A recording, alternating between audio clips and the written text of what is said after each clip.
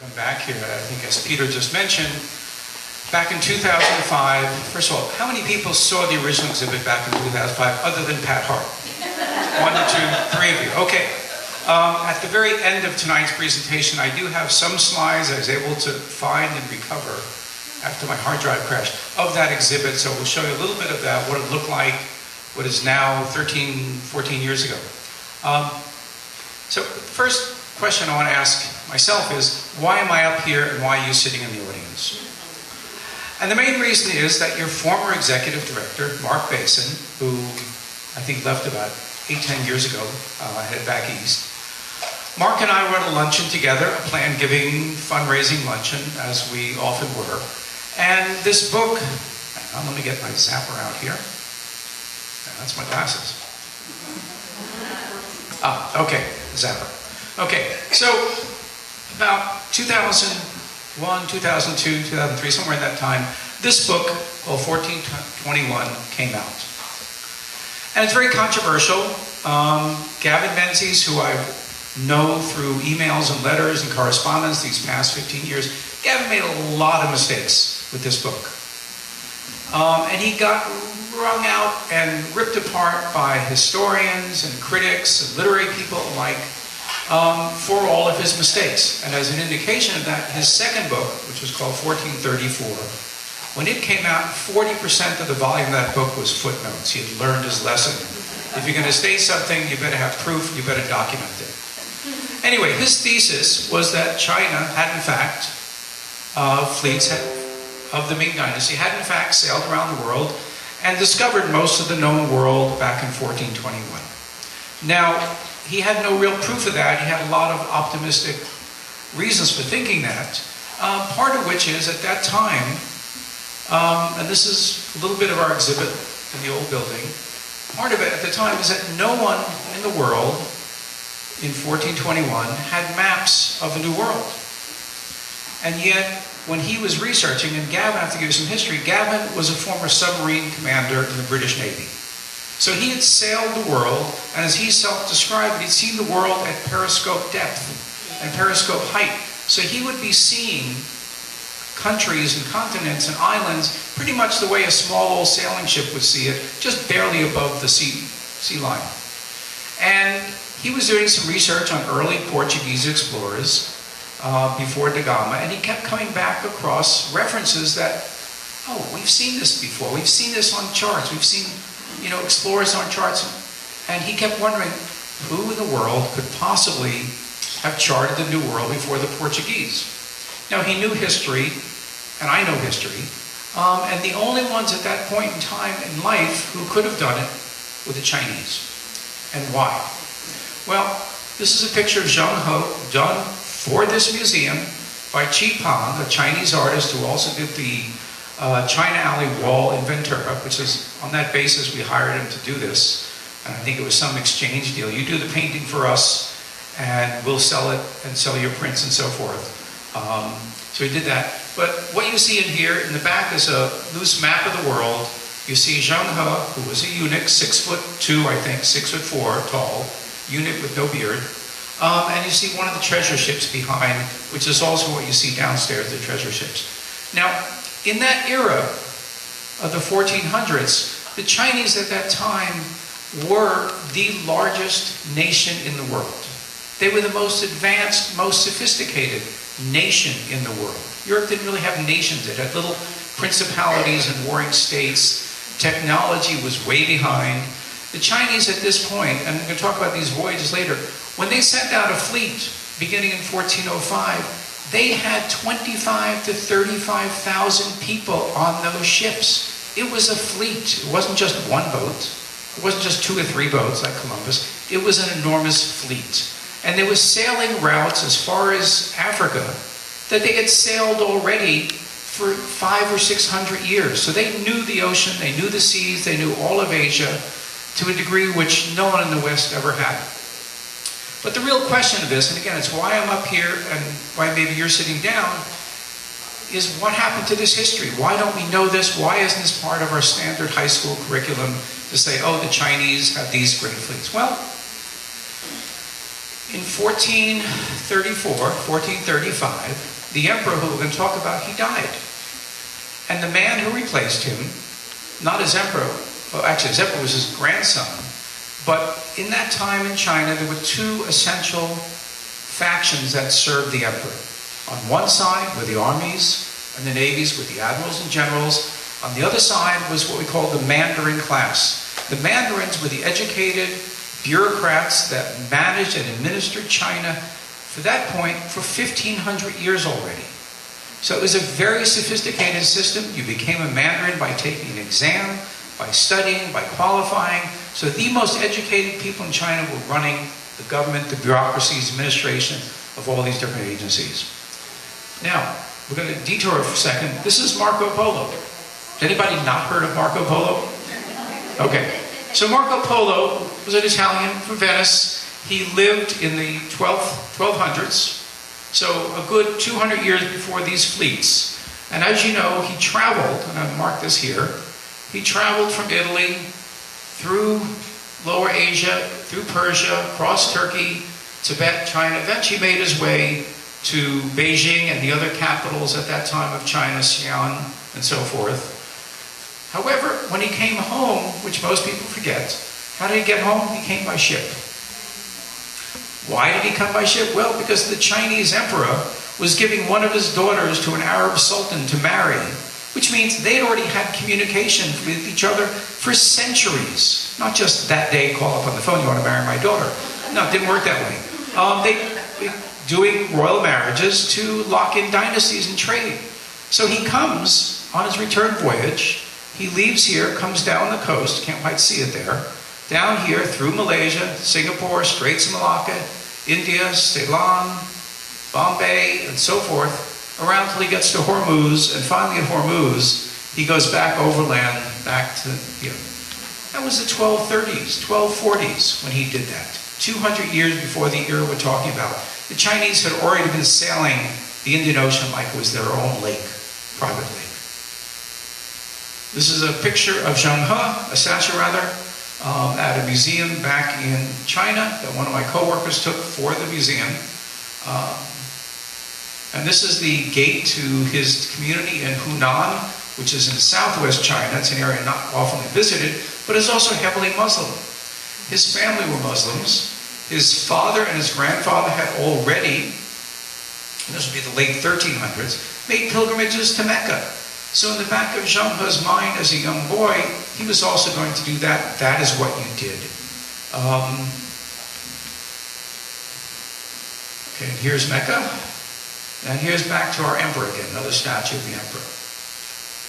Now the emperor, before he took power, had his armies. They were fighting in Hunan. They captured Zheng He as a young boy. He was converted into a eunuch. And for the rest of life, he wore those body parts he was missing in a little bag around his neck. That is also what they did then. So, that. And he was brought to Beijing to work for the emperor. And he's very smart, very talented, very skillful, very loyal. And he rose very quickly in the hierarchy of the emperor. And the emperor at this point set out to build the Grand Canal. He wanted to make Beijing, which had not been the capital, into the northern capital.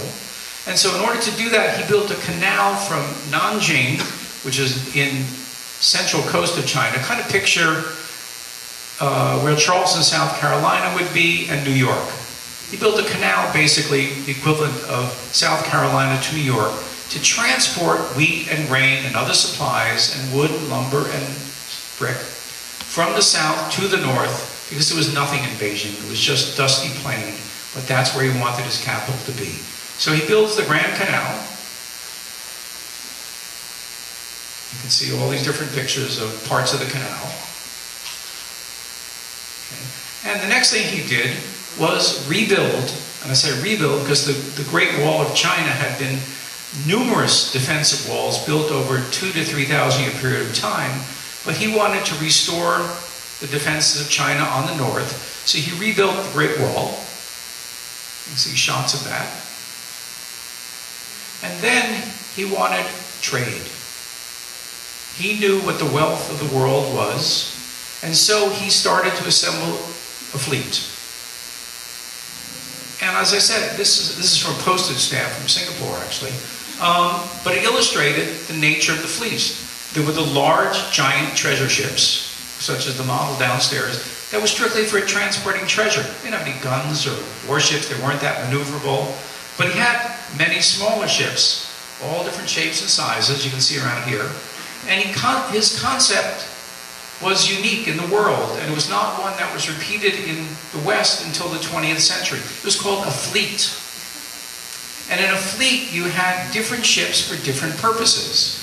Prior to that, every ship did the same thing. They had cannons, they had storage, they had water, they carried animals, they carried horses if necessary or appropriate. Every ship did the same thing. You just had lots of them or a few of them. It didn't matter. You lost one, it didn't matter. Here, the fleet concept was completely unique, and because each ship was specially designed. You had a water ship that had tanks to hold water. You had ships designed for horses that had stables. You had grain ships that were specially designed to transport food. On and on and on. You had coastal patrol ships. You had warships. You had this entire thing. And again, 25 to 35,000 sailors. And I should say men, not sailors. Those had scientists, researchers, astronomers, biologists. You name the profession in science, they were on these fleets because they were also studying the world. Oops, come on, move on here. Okay. So, Zheng He becomes the admiral of the fleet. Beginning in 1403 is the very first voyage of the fleet. This is the shipyard again, a painting of it in Nanjing where the ships were assembled. As I said, it's still in operation today. You can see in the background, you see very modern high-rises over there. And here's the old headquarters below. Now, again, the ships. This is a Ming treasure ship. There's Vasco da Gama's ship down there. 74 feet versus 400. You can put 20 of those on the deck. That's a lot of clothes and a lot of spices and a lot of money. This is another comparison. That's the Santa Maria down there versus a treasure ship. And there's another Santa Maria replica against a treasure ship. These were the models from our exhibit. And most of these are still scattered around here. The treasure ship is downstairs. This is a scale replica of the Santa Maria. And that one over there in the back is the Cutty Sark, which I think is down below there, below the screen. You can see that. The Cutty Sark was the epitome of technology in the 1850s. It was the fastest, the best run, best operated clipper ship that set all kinds of speed records. It pales in comparison in size to the treasure ships. It's not even close. And there they are lined up slightly early before we finished. You don't see the masthead here. Oh, by the way, anybody here ever read Mad Magazine? Okay. Sergio Aragones, who used to do Spy versus Spy, Sergio was part of the modeling team, and Sergio's contribution was to make that and that for us. So, yeah. So now you know what Sergio does in his spare time.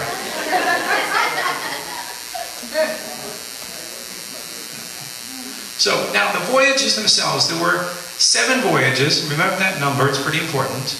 And they started all over the world. And how do we know that the ships were actually that big?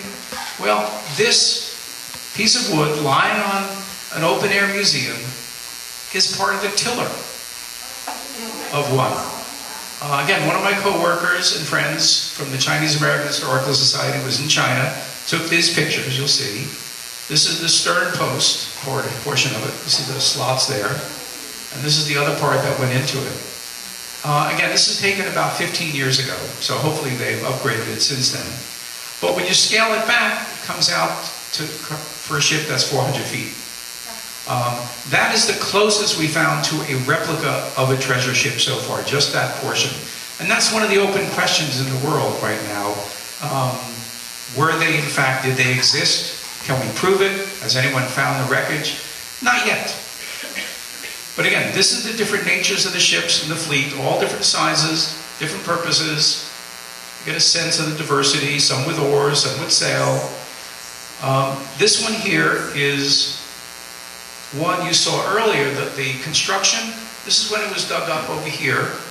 This is what it looked like. And earlier on, that piece that was in the museum with the lap straight construction, that was this particular boat. They also had something that took the West another 200 or 300 years to figure out. It's called the compass. They also knew longitude and latitude, which again, the West was this huge scientific invention of the 1600s. So good 200 to 300 years later, they were already way ahead. Now this is one of the maps. And those of you old enough to remember getting a AAA triptych for your journey across country to Wyoming will remember that, unlike a regular map, with a triptych, you go in a straight line, and it just keeps feeding you in the direction you want to go on your trip. Well, that's how the Chinese did their charts and maps.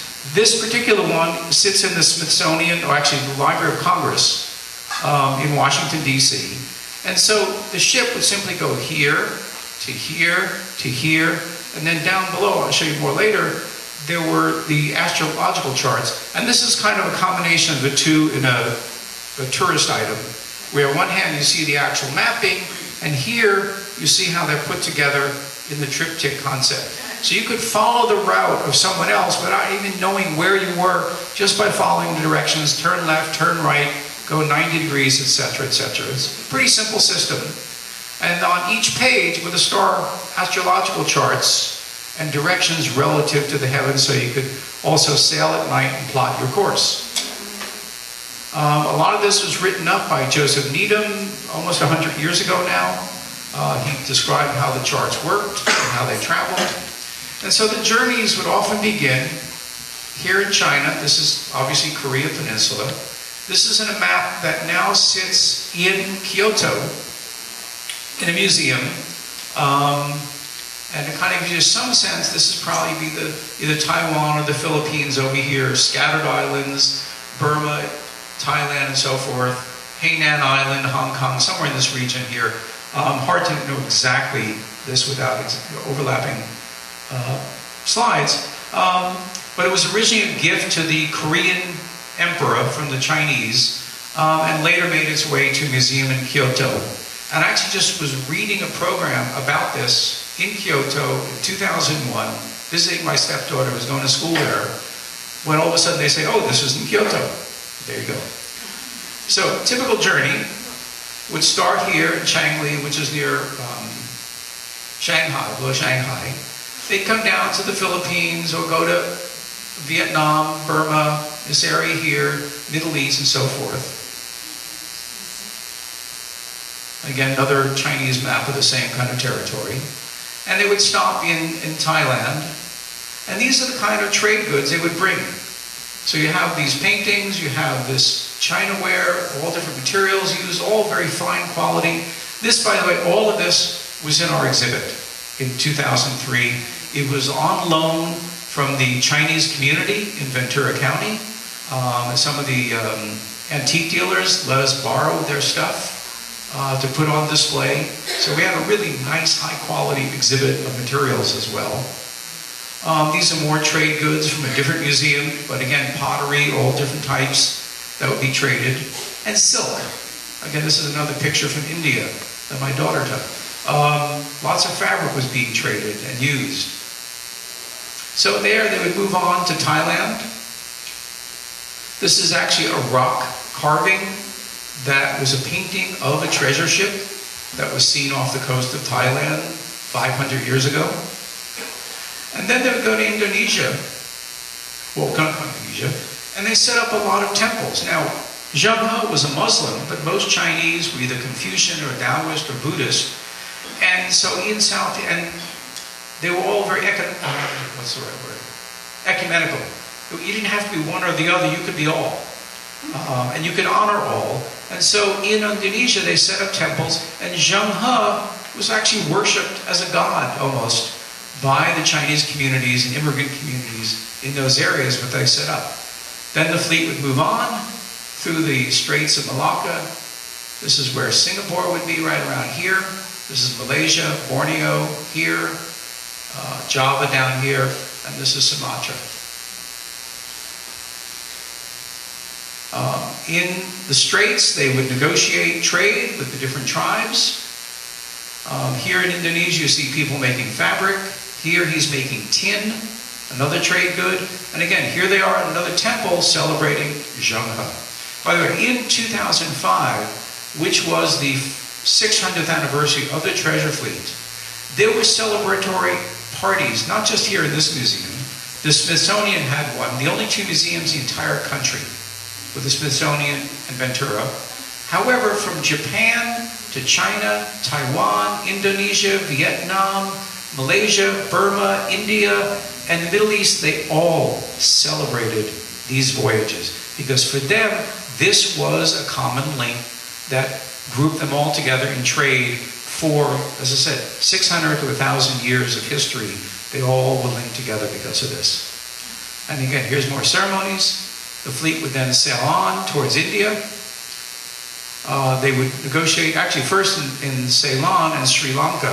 I know a lot of you probably heard in the past decade a lot of fighting between ethnic groups in Ceylon, or Sri Lanka as it's called. And in 1410 or so, Zhonghe stopped there and he imposed a peace.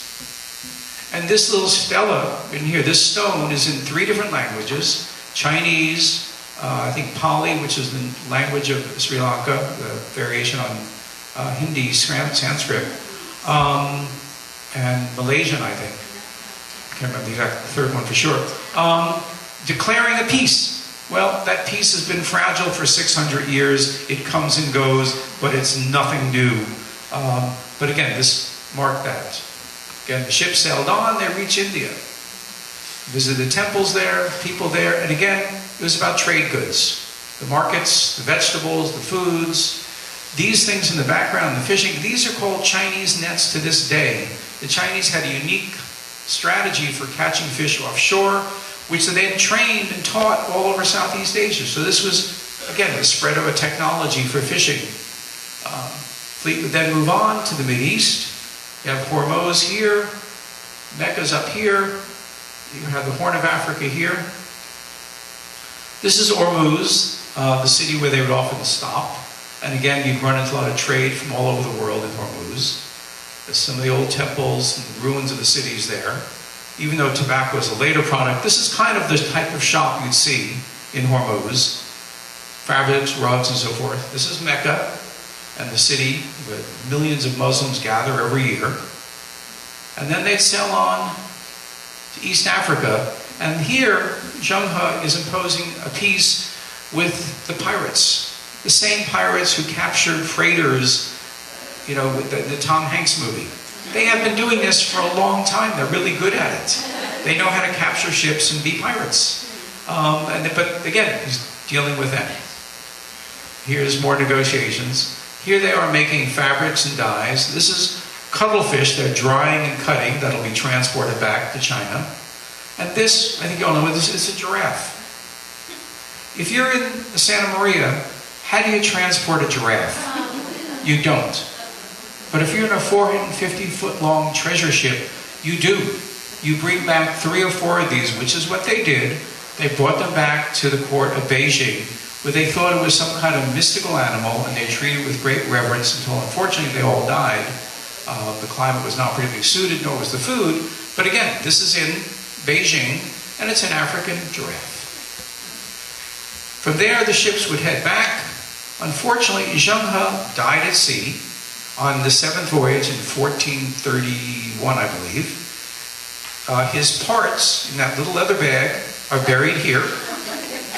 The rest of him was buried at sea. There is a temple dedicated to his honor in South China, which is here, as the emperor mourning. And the emperor himself soon dies. And for those who've been to China, you probably know this. This is the tomb of the Ming emperors. The entrance here. This is a little sketch map. There's Liu Daxie, who's taking over control again. And here we are looking at a map of the world once more as to what the Europeans are about to do. So picture, however, Vasco da Gama leaving here in the 1480s, going, hugging the coast, coming around here. And what if when he gets here, he discovers a fleet of 30,000 sailors and treasure ships that are 20 times the size of his? Where would he go? Would he go to India? No, he'd go right back to Portugal, scared out of his wits. However, since the fleets stopped sailing, they weren't there. So he would continue. And the age of exploration only begins when the Chinese abandon the seas. This is a map. I think we had a discussion about this a couple years ago with another speaker. These are some of the maps of the Chinese Old World that they believe predate Columbus and show the existence of that. We don't know whether this is accurate or not, whether it's correct or not, whether it's a forgery or a later copy. But there's good evidence to suppose that it probably was predating Columbus. We don't know. So the Chinese have embraced Zheng He. He is a hero to them. When I was studying Chinese, it was spelled differently. It was C-H-U-N-G, Chung Ho was how it was written. And it took me a while, even when I was refreshing my memory about this stuff 15, 20 years ago, like, oh, that's the same guy I studied. I hadn't realized it. Because again, we did not know the extent of his voyages then. But they have embraced it. And China's come a long way in the last 20 years. Most of us we hardly recognize.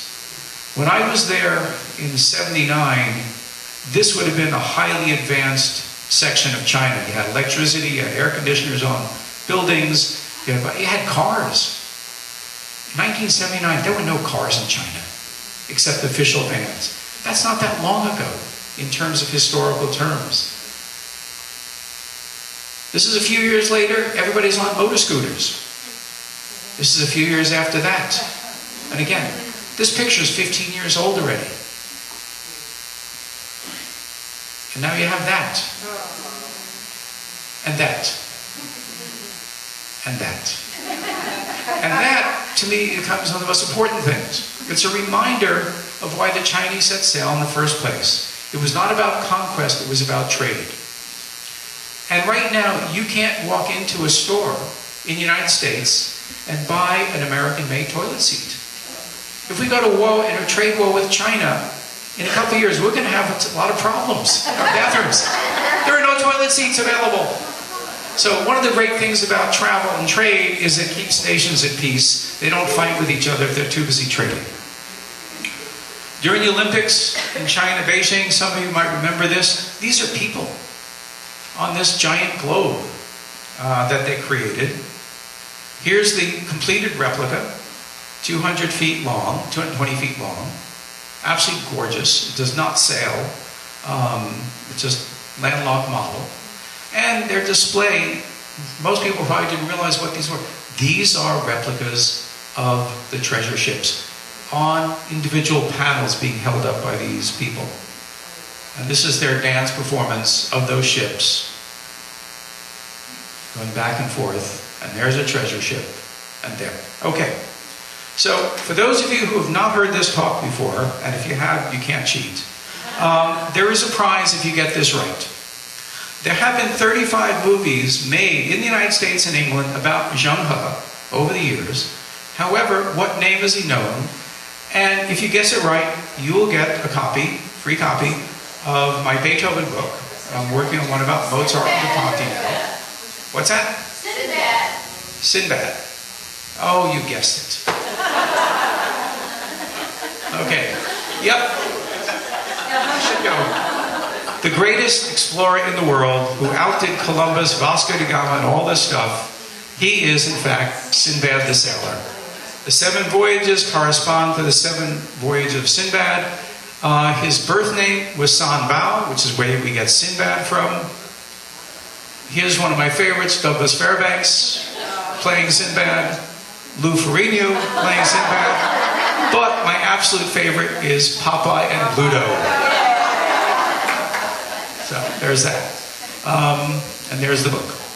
Okay. And if you want, I do have extra copies of the book I'm selling for $25 in the back, but you will get one for free and signed. And I've got a couple other things. This is, again, as I mentioned, from your show, 2005, which I think to this date is still the single biggest, best attended show the museum has ever had. It set records back then, partially because, as your CEO mentioned, at the time I was also chairman of the Ventura County Economic Development Association. And And I would talk about the coming exhibit every single time I spoke. Every single time I did an op-ed piece, I would talk about it. And Mark would talk about it every time he spoke. So we had so much publicity. We were in the Pacific Coast Business Times. We were in the Star. We were all over the place. It was a huge, huge turnout. This is what the banner looked like outside the old museum. This was the banner inside the museum. We had dancing girls with fans. We had ribbon cuttings. There's Mark. And some of the old staff in the museum. Bill, right? Now this was the wall I was talking about. This was a whole wall. The color, Chi Pang, our artist, said this is the color of the Forbidden City wall. We borrowed these two lions. If any of you have been to the Tower Club at the Oxnard Tower, we borrowed the lions from them. And if you go to the Tower Club, you will remind them their lions are on the wrong side. This one is over there, this one's over there. They have it wrong, they've never fixed it. I've told the new owners several times, you need to switch them. They're too lazy to fix it, but they have it. So when you walked in this wall here, you saw our ship, you saw the painting. Here's the ship close up. It's Dr. Yu, who's one of the contributors of the Historical Society, who helped put it together. This is Chi Pang and his painting. Very happy man, did a great job. Here's some of the Ming Dynasty stuff, some of the paintings that were on loan. This was the Zhenghe statue, which I think is downstairs still to this day. This is when it had just arrived, and we just dressed it for the first time. And hoped that it all worked, because we ordered this from China. And we keep our fingers crossed it would, one, arrive in time, and two, it would actually come together. But it did. Again, more of the exhibit. I think I showed this one earlier. Here's our ships again. And that was one of our, we did like 15 different logos in every different color under the sun. And that's it.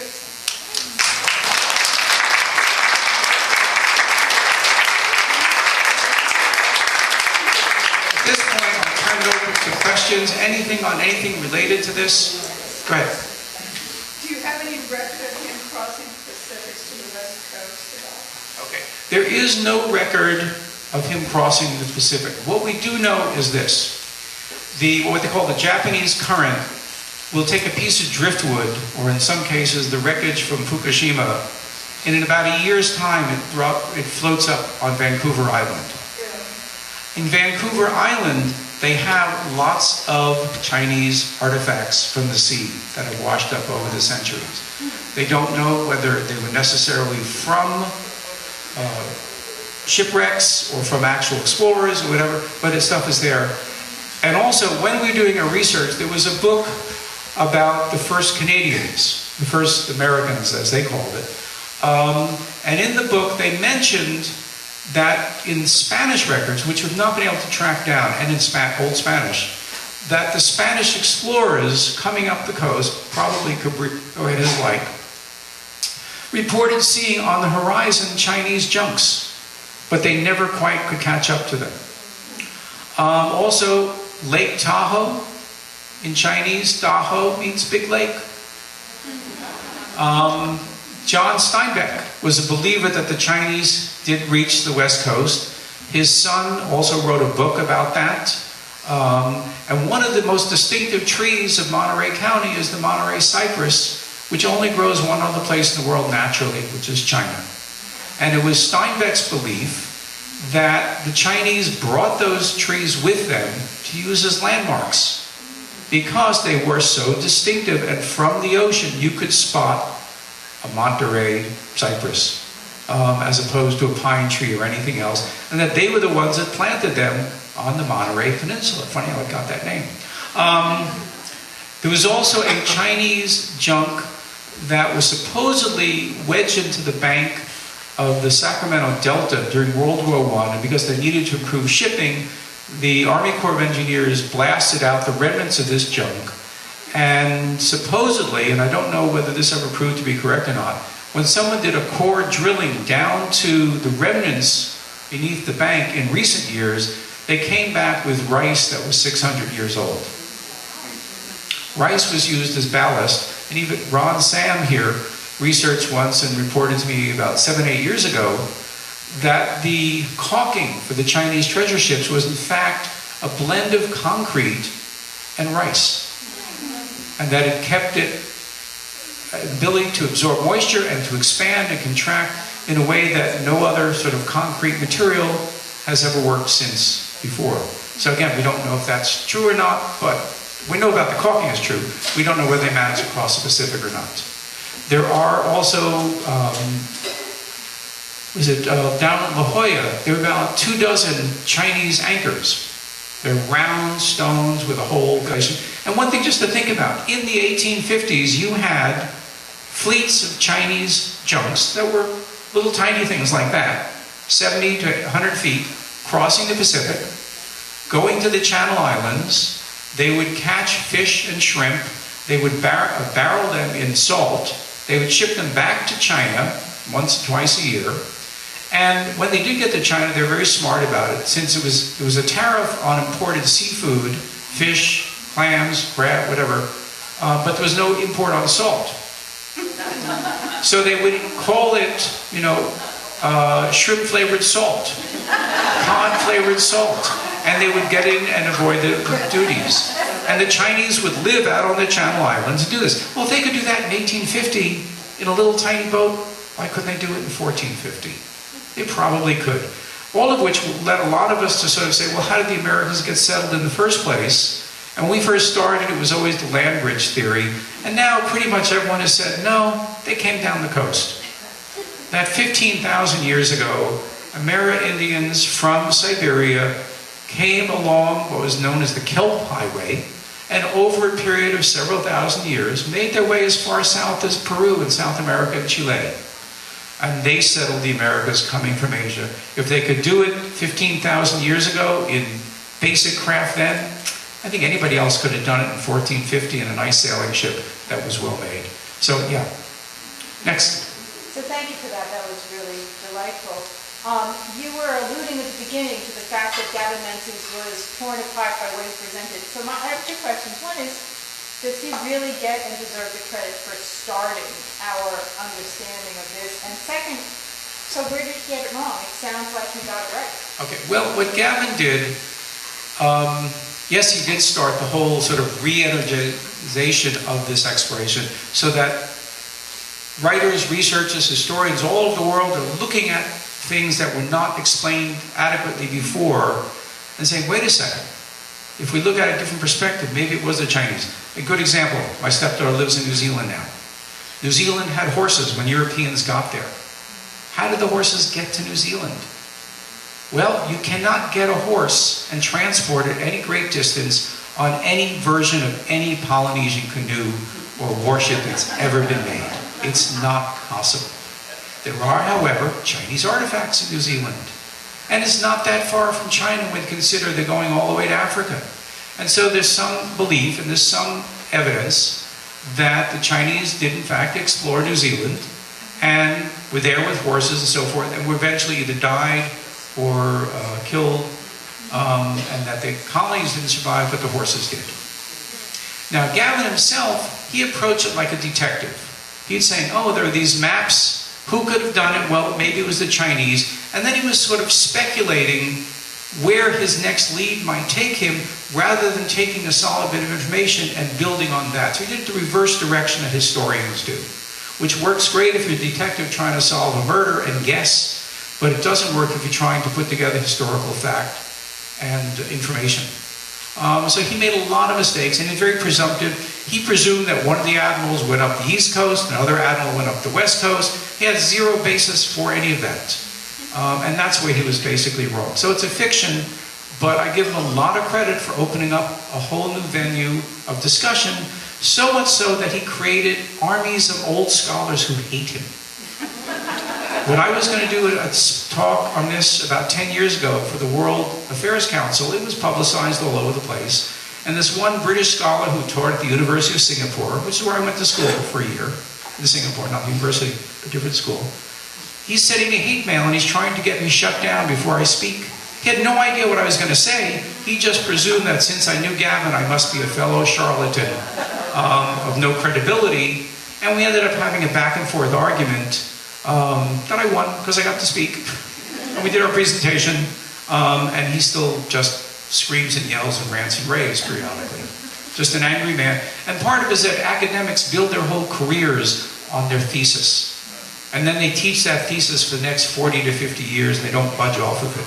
So he's dealing with information in his life that he learned in the 60s and 70s, and is refused to sort of open up his mind that maybe some things were a little bit different than you thought, and the old presumptions are wrong. Again, the same thing when I did the Beethoven novel.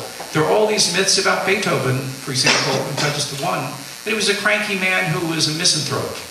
He was a man who went to dinner every single night of his life with friends. Every night. Every night he was with friends. That's not a misanthrope. That's somebody who does not tolerate fools like me and other people who want him, a piece of him, and he can't be bothered with them. But his friends, he loved them. And they were there till the day he died. Other questions? Yeah? Anyway, my son reads almost every book he can get a hold of. But one story was about the Chinese came over on reed rafts way back when, and he went back to China, and he had 100 rafts they were going to pick off, and a typhoon came and wiped them out. Another story he had was... That one doesn't sound accurate. What it does sound like, if I can, and then I'll have the second part of your question. When Genghis Khan, Kublai Khan actually, was ruling China, so this is after Genghis took over, Kublai Khan, his, I think, son or grandson, was ruling China, and they wanted to invade Japan. And they took all of their ocean-going ships and all of their rivercraft. And those of you who are seamen know that rivercraft are not designed for the open ocean.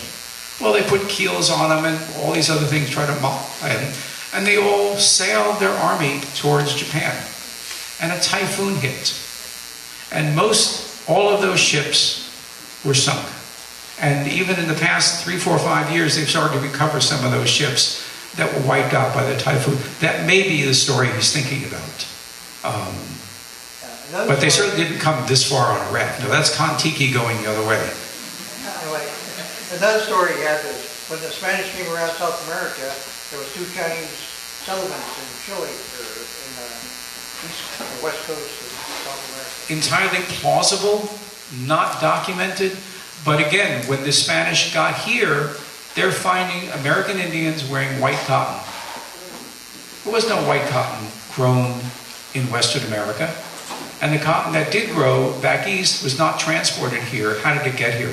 There's actually a wonderful book. It has nothing to do with this specifically, but it is about anomalies in the transmission of technology, food, animals, plants, and so forth between the old and new world that happened before they should have happened. And how did they happen? The piece that I showed you that Sergio Aragonés did, the figurehead for the ship, that's the figurehead that we pulled off one of the Chinese treasure ships. It is identical, literally identical to a Mexican American pyramid carving in Central America. How did that happen? I don't know, but I have some guesses. Also, there's one natural dye, very complicated process to make purple cloth. The Chinese had it figured out. It involves using sea snails of certain species, creating the dye. The only other place in the world who found it at that period in time was the west coast of Mexico. The other interesting thing is the Chinese had gunpowder for 1,000 years. The origin of gunpowder in the Americas, western coast of Mexico. How to get there? Who knows? Next question, anybody, anything? No? Okay. I think we're about done. Oh, one more. The fleets were so big, and they were made out of most of the woods material. Where did they get all this wood? It's another great political question. They stripped the forests of southern China and another little tiny small country bare. That small country was called Vietnam. China ruled Vietnam for 200 years only. Vietnam, and this is a good part of American history as well, Vietnam is the oldest country with a national identity in the world.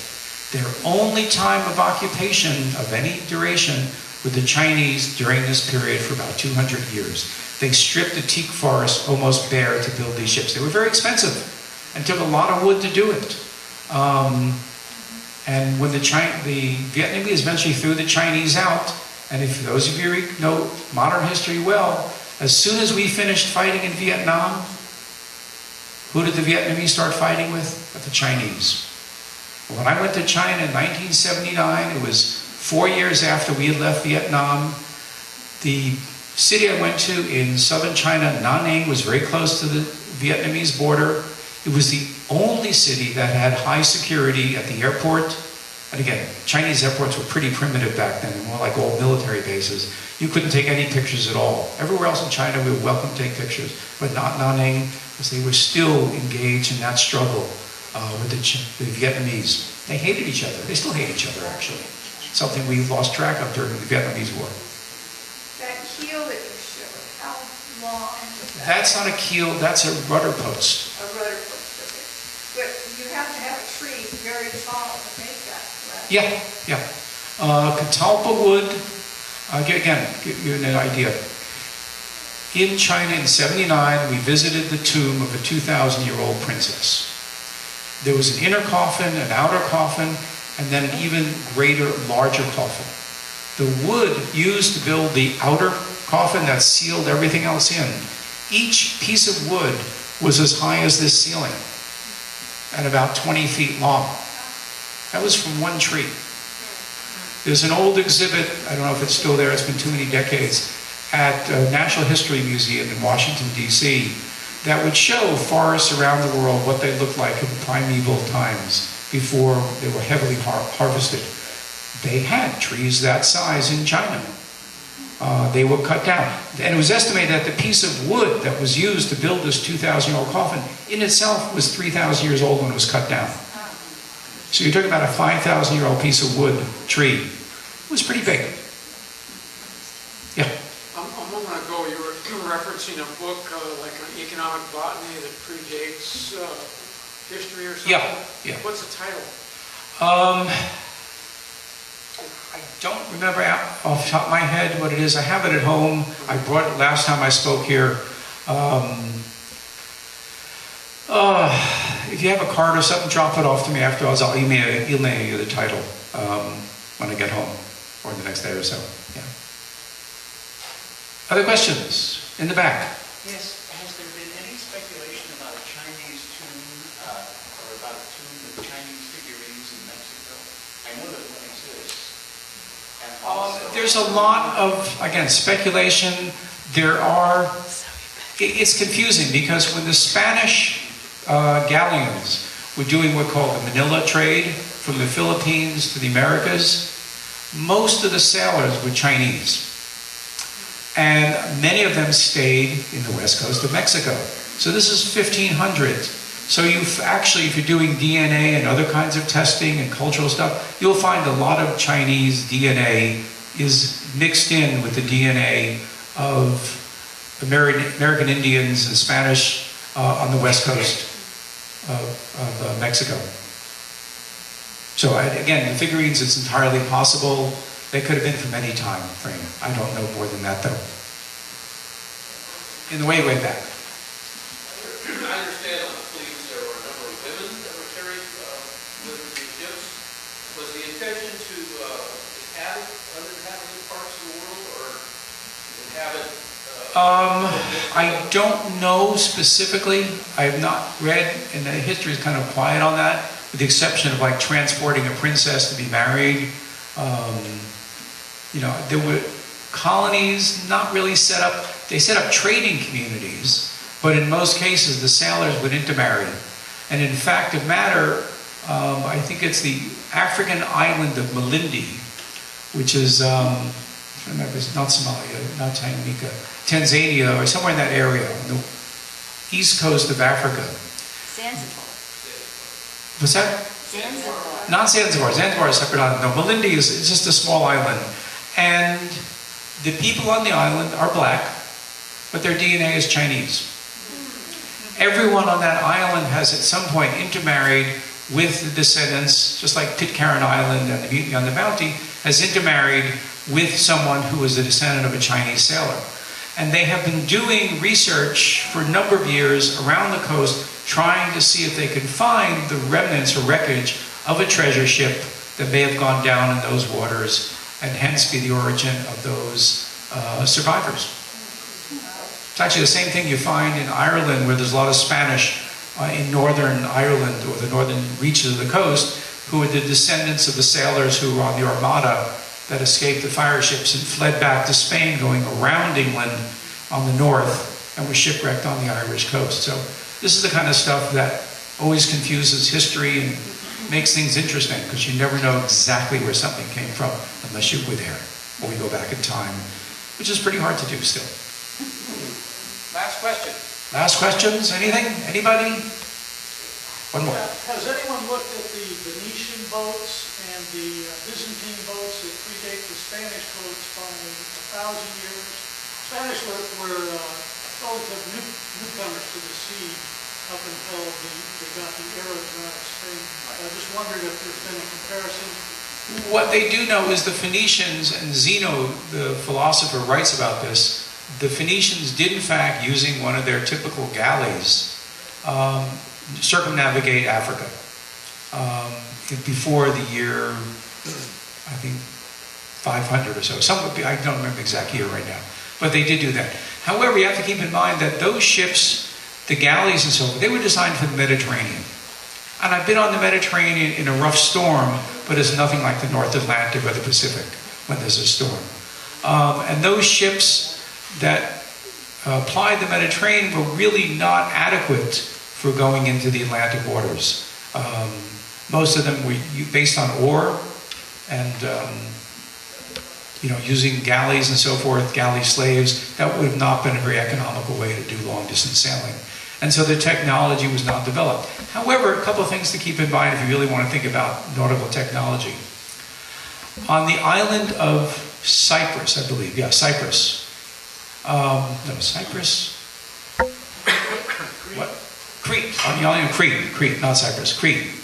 They have found stone hand axes, the kind that prehistoric, shouldn't say prehistoric, but cave people were using in North Europe and in Africa, that are 170,000 years old. Well, Crete has always been an island. It never was connected to land. How do you get to Crete unless you have the ability to sail? That's over 100,000 years ago. When you read about, Clan of the Cave Bears, they're talking 30,000 years ago, not 100.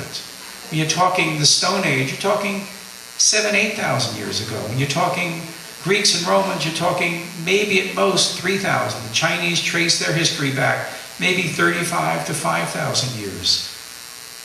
Who was sailing 120,000 years ago? And who had the technology to do it? And what technology was involved in building a boat of any sort that would transport people to islands that they couldn't see from shore, but could guess that they were there because of what they knew about the oceans, the currents, birds, marine life, and so on and so forth. So as a civilization, we're both a lot smarter than we ever thought we were. We're also a lot dumber than we ever thought we were because we forgot all this stuff. And we didn't know. Same thing, the most remote place on Earth until the 1800s was Tasmania. You can only get to Tasmania from Africa by a coastal route. Tasmania was settled 80,000 years ago. That's below Australia. How do you get there? How do you have the technology to get there? Well, humans did. So obviously, if we could do it that many hundreds of thousands of years ago, chances are pretty good. Sophisticated sailors in much more sophisticated ships could probably circumnavigate the world. But we have no absolute proof of that. We just have a lot of speculation and a lot of people out there looking to see what, in fact, we actually have accomplished as a species. Any last questions, or we're going to wrap up? Okay, we are done. Thank you.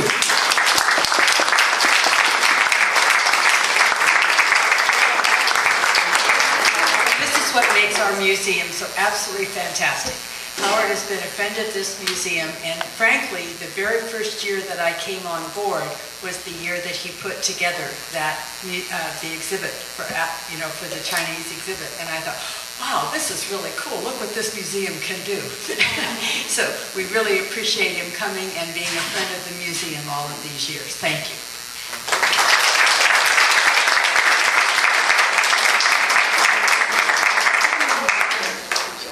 Young lady back there, a book? The books are still for sale back there if you'd like, here to sign them.